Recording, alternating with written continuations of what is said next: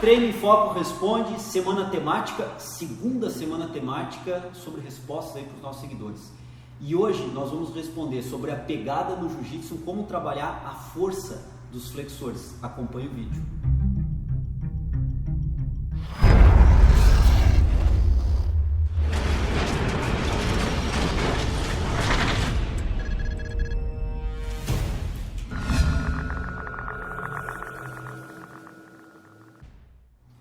Lucas Dias nos perguntou essa questão de trabalharmos a força da pegada no kimono, principalmente para atletas aí de jiu-jitsu. Caberia também, acho que para atletas de judô, imagino eu. Então essas pegadas.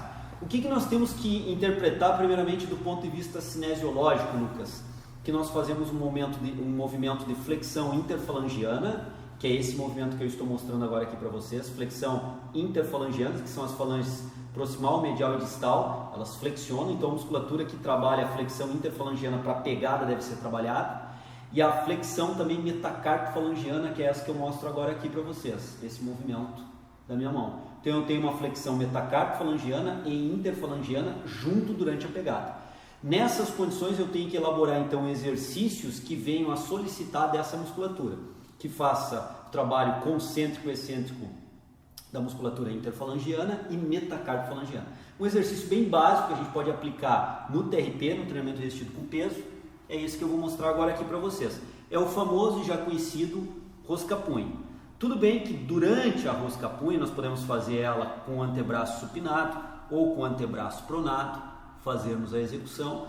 Tudo bem que durante essa execução, Lucas, a ênfase maior do trabalho da rosca-punho é a musculatura do antebraço que faz o movimento de flexão do punho, mas a movimentação da mão encontra-se em isometria para fazer o trabalho tensional de flexão do punho e extensão do punho sobre a ação gravitacional. Então, os músculos da pegada também já estarão atuando durante esse trabalho, embora, deixar bem claro, a ênfase maior seja para a musculatura do antebraço que faz, obviamente, aqui a flexão do punho, mas há já um trabalho isométrico de fortalecimento da musculatura interfalangiana e metacarpofalangiana.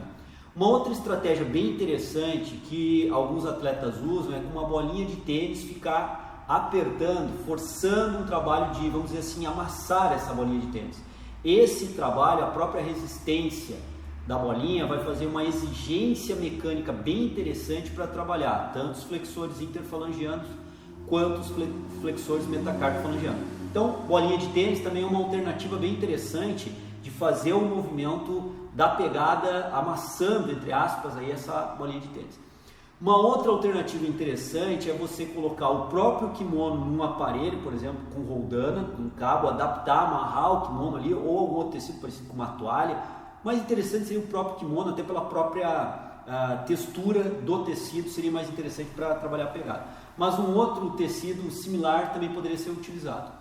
Você coloca aí numa puxada e utiliza o movimento de execução, por exemplo, uma puxada, movimentos do próprio esporte com esse kimono adaptado ao aparelho de roldana, ao cabo, onde você executa, por exemplo, um exercício de puxada lateral, um exercício de puxada frontal, movimentos similares ao esporte, mas a pegada é no kimono que está adaptado ao cabo. Isso é um ponto interessante, porque toda vez que você vai exercitar outros grupos musculares para outro movimento do jiu-jitsu ou do judô, mas fazendo a pegada num kimono adaptado, por exemplo, a essa roldana, a esse cabo, você estará, com certeza, fortalecendo os músculos interfalangiano e metacarpofalangiano para fazer essa pegada. Além ainda de algum movimento do punho, que também é interessante na estabilização durante a pegada.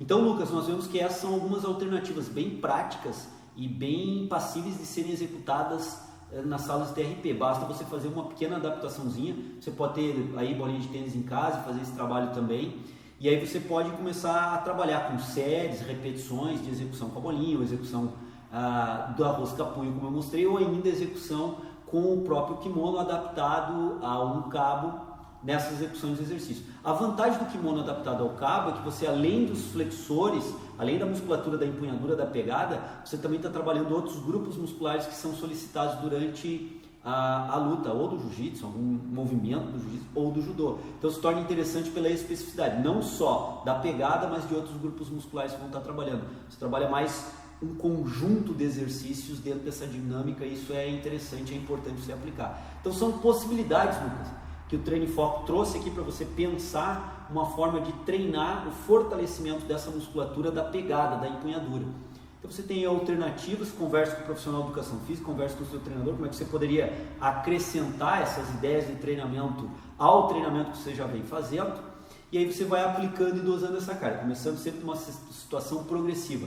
A progressividade da carga tem que estar sempre em foco quando a gente trabalha um ingresso, um novo exercício ou um programa de treinamento que já está estabelecido. Temos uma progressividade da carga. Então você, Lucas, já tem provavelmente seu treinamento elaborado, você vai acrescentar alguns exercícios para um enfoque bem pontual do seu treinamento, que é a pegada, a empunhadura. Então fica aí a sugestão do Treino em Foco, na segunda-feira, o Treino em Foco responde, lembrando que toda essa semana também será temática com respostas aí aos nossos seguidores. Um grande abraço, pessoal, aguardo vocês amanhã, terça-feira, em mais um Treino em Foco Responde.